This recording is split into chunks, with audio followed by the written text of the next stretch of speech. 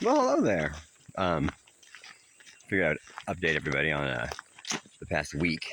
It's been infrastructure, even though I'm selling the place. Um, Cleared out most of the tree limbs that were here, so you can actually kind of see into there a little bit better now. Put them all here and burnt them. Um, it's a good bed. That's a good fire. Let's see here. We were walking through some spider webs because there's always spider webs here. Oh, look, there's some big, huge spider webs. I always love them when I can see them before I hit them. You know. Here, I'm going to turn around so you can see something other than the glare from the sun.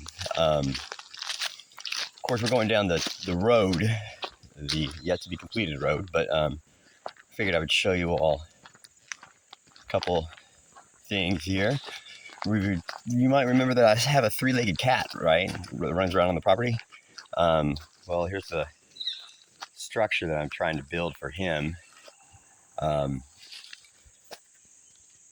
look all that great, but hey, if you're a cat that lives out in the alley, okay, or an alley cat that lives outside, then boom, you're pretty good.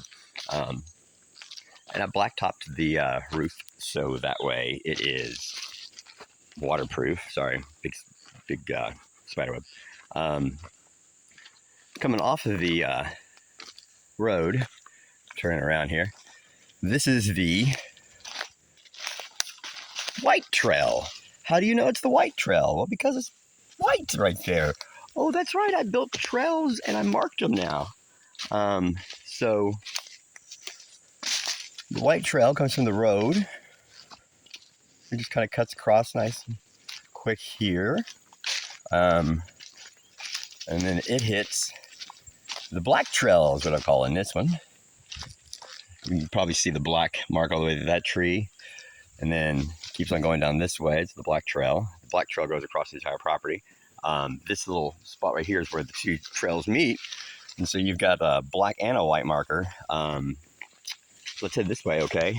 Remember infrastructure. We've added a nice light post right out here.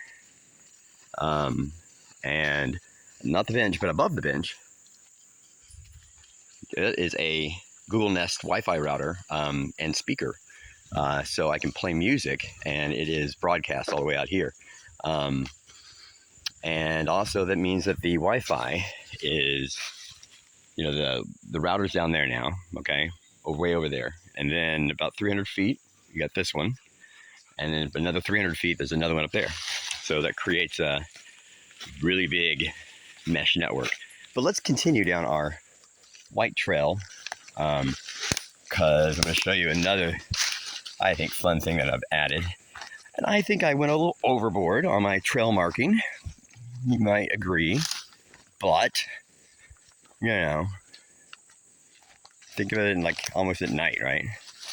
Trying to keep up with where's the white trail here. Well, we got all these white marks everywhere. I'm taking our white trail here. There's kids.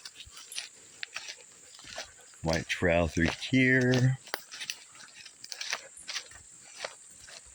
And then there's like this open space right here. And what's that?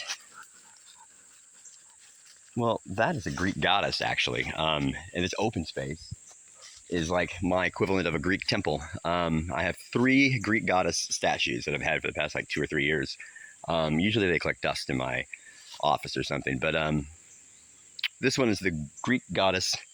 I believe this is Hebe, the goddess of youth. And the other goddesses that I have are Aphrodite, goddess of love, and Athena, goddess of commerce and wealth. Their statues are out here too, just somewhere in the woods. I place them here and there. Like, there's an opening in different areas of the trails, like a little room, and then there's this Greek goddess here. I'll probably put like some benches in here. That's if I actually still own it. But let's continue down the white trail here. Not very well marked yet, but I ran out of paint. This is a branch off for the green trail that goes across. The green trail will join up here. The green trail actually begins way over there, but it's still under construction. The white trail, though, continues this direction. So the White Trail hugs the ridge of the ravine here, okay? You may remember I've been talking about trying to dam it down there, okay? So if I do successfully dam it, this would be like a pond right here. But continuing on our White Trail here.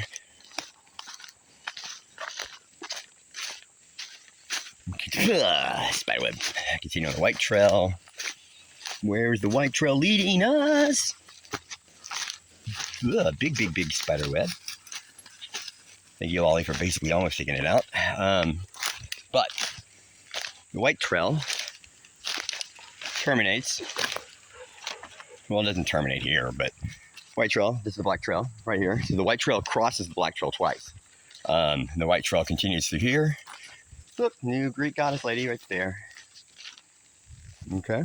And this is the bottom of the cross property road.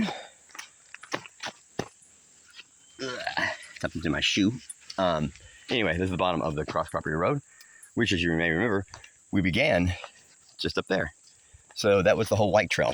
So we come back up the cross property road here.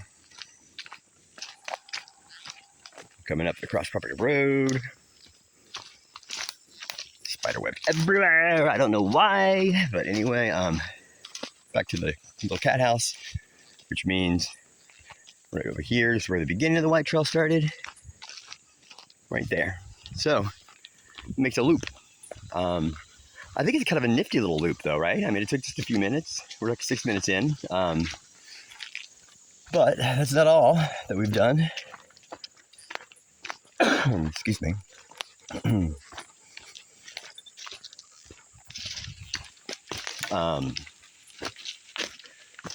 Leaving food out for the three-legged cat. Let's see here. Working on the pathway here. So, there's always been a pathway. It's just not been very clearly defined yet. All right, so I guess I could have cleaned up, but I didn't. This is my laundry. I built this little enclosure. All right, that has up there a water tower. This would be a great place to camp out, you know? Not a great place to live, but it's a great place to camp out. Each gallon of water weighs 8 pounds. It's a 55-gallon drum. 50 gallons of water in there. Like 400 pounds. That's a lot of weight. So to support 400 pounds, we've got 4 good enough things, and then they're cross-connected, you know, just so that way one doesn't shift, you know, that way each one is independently probably strong enough to hold it up. But yeah, there you go. So that's the water, okay? And it has water in it.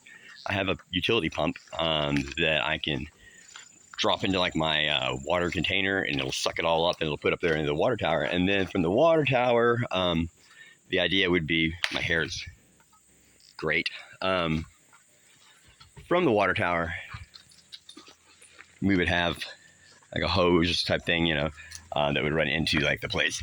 The idea, why is it a water tower? Because it gives me water pressure. What's this white? What's this thing on top? Why would I put that on top of the water tower? Because I don't want hot water. Come on. We don't want hot water by default. And every time the sun comes up and it just hits that water tower, it's going to heat that water up. Hot water, I already have a tankless water heater, so I don't need more hot water. Plus also hot water, I think, is going to breed germs, bacteria. So that reflects the sun, and it does a really good job of it, actually. Like yesterday was probably like 80 degrees and pretty sunny, yet the water temperature stayed 70 maybe, just because, you know, you got to keep in mind at nighttime it's like getting down to like, you know, 60 degrees down here, and so that ambient temperature of 60. Let's say you have 12 hours of 60 degrees, and we have 12 hours of 80 degrees. So we should expect that our water is going to be about 70 degrees, right? But then when you add in the sun and its rays directly hitting the tower, then I think you start to go up above 70, because not only do you have the ambient air temperature heating it, but now you have direct sunlight heating it. But that reflective shield prevents that. And then it helps with antimicrobial crap. Let's see here. Oh, and I built like an outhouse over here. It's actually not that bad.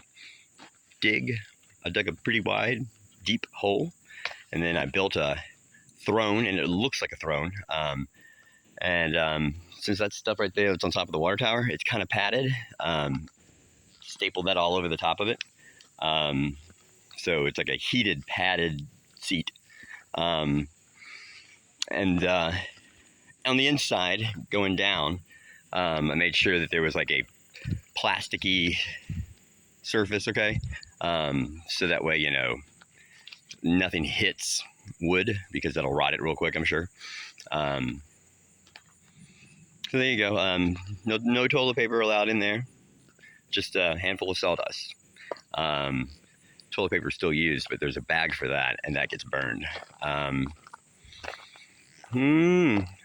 Oh, I also added an American flag.